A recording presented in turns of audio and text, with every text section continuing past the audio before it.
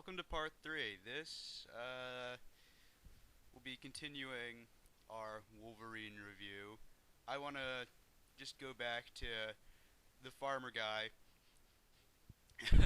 who uh says this he takes care of him because when there's a strange guy in your barn hiding, you take him in and take care of him and not ask him where the hell he's from or who he is or something. And and then uh, and then it's 2 minutes later he's like raised back to health or something, and he says, "Take this jacket. It belonged to my son. Thank you, but we don't know who your son is, and we don't know who you are, and we have no idea who you are. You're not a character. You are a plot convenience."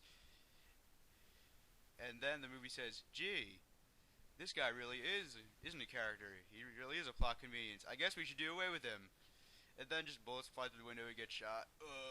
He dies. Then there's a really cheesy looking scene with uh, Wolverine just fighting a helicopter or some shit like that. I'm gonna give Matt something to say here. Thank you.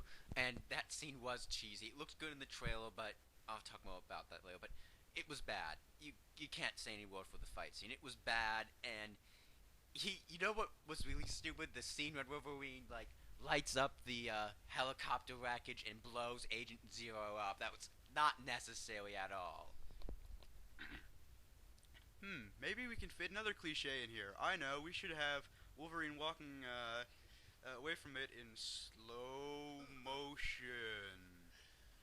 That would be like totally cool, man, right? Anyway, excuse me, I gotta clear my throat here. But, it. Then. Oh, God, I can't remember much more of this movie, but if I'm correct, he goes to he finds the Will I Am. He finds Will I Am and the Blob, who he's who Will I Am is training in boxing or something. Wolverine fights the Blob, and then Will I Am says, uh, "Okay." There's a guy named Gambit who we have never uh, we have never mentioned before in this movie, but we are going to include him anyway because we need to get as much fan service in as we can to distract from the shitty narrative. That he basically he goes, "Where are they when he's at Will I Am's place?" They, when they were Will I Am, they were in a gym, right? And No, what location are they in? Like, I forget the name of the city they were in. "Hey, you want me to get a ride?" "No thanks. I'm just gonna motorcycle over there in 15 minutes because this looks like it's in Las Vegas, and the place where we are is in looks like it's somewhere in the Middle East of the USA." Yeah, that's what happens. And we'll talk about Sabretooth. We could talk about Wolverine and Gambit later. Will I Am then fights Sabretooth in a very stupid fight scene where Sabretooth kills him by reaching his hand into him while he's teleporting or something and breaking his spine.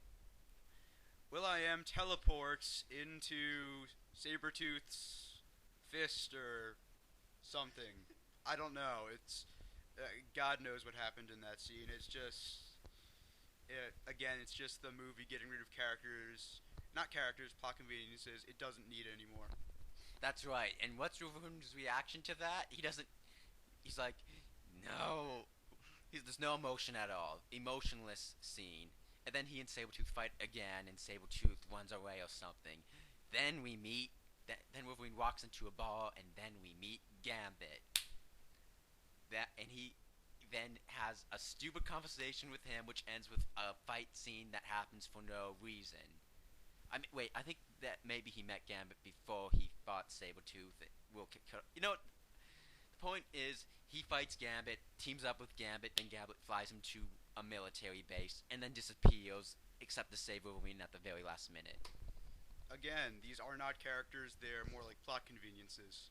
They're Gambit is the fight scene he has with Gambit too is the special effects are like from the 90s. It's when he's cutting down that fire escape. Like, Jesus, how much did they spend on this movie? Like you had to spend some kind of money on special effects, like a lot of money on. Did you spend a lot of money on special effects and just have people half-ass it? Because obviously you didn't spend much on script. Uh, so again, Gambit just kind of says, "Wait, you know what I noticed here? What? The pattern in this movie is that Wolverine meets a character who introduces him in turn to another character, Uh-huh. and then to another character Mm-hmm. who gets him where he needs to be. It's just like Transformers 2, except for it's even worse than in Transformers 2. I think Transformers 2 is the worst movie, but this is the worst case of it. These people just I apologize for repeating myself. They're not characters. They're plot conveniences. Totally. And let's just say things get really small stupid when Wolverine breaks into the island base to kill everybody. And he goes there, he meets Stryker, says, I'm gonna kill you, Sabretooth, I'm gonna go Stryker, I'm gonna kill everybody. And then Silver Fox is alive, she's a mutant, and what is Wolverine's reaction to her betrayal? It's like, you were the moon and I was your Wolverine, but I was wrong. You were the trickster, and that will never happen again. I was actually disturbed by the fact that a screenwriter wrote that and said it was and thought it was good enough to move on from. So am I. But then Wolverine and Sabretooth fight again and knock each other out of a window. And let's talk about something. My three favorite scenes in the trailer were Wolverine knocking Sabretooth out. Uh, I think we can.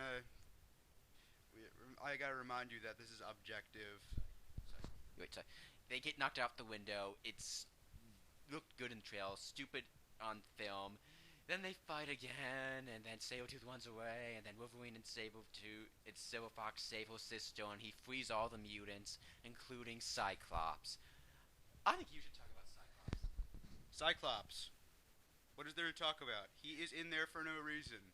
He has no reason to be in there. He does not advance the plot. He is just there. For fan service, maybe. I don't know. The movie could totally do without him. They could do without a lot of the characters they put in. But yeah, and he's wearing a fishbowl on his head, so he can't, or a helmet or whatever, so he can't see Wolverine. But you know, it's funny that they're trying to explain why he doesn't recognize Wolverine in the first film, but you know, I'm sure on the way to Xavier's mansion, I'll get to that later, I'm sure all the mutants are talking about, boy, did you see the guy with 3 metal claws that saved us? Wouldn't Cyclops be like when he sees Logan? Wouldn't he at least ask him, hey, are you the guy that saved us? What do you think? I think that's reading a little too deep into it, but yeah, that's pretty much. That kind of sums it up.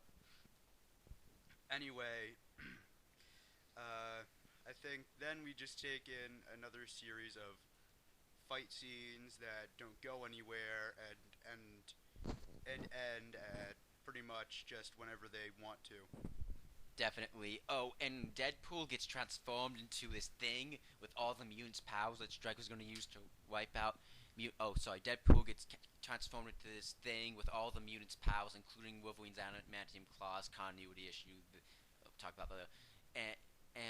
About 9 minutes and 33 seconds. Do you want to keep going or do a fourth part? I think we better go on to a fourth part. Stay tuned for the fourth and final part.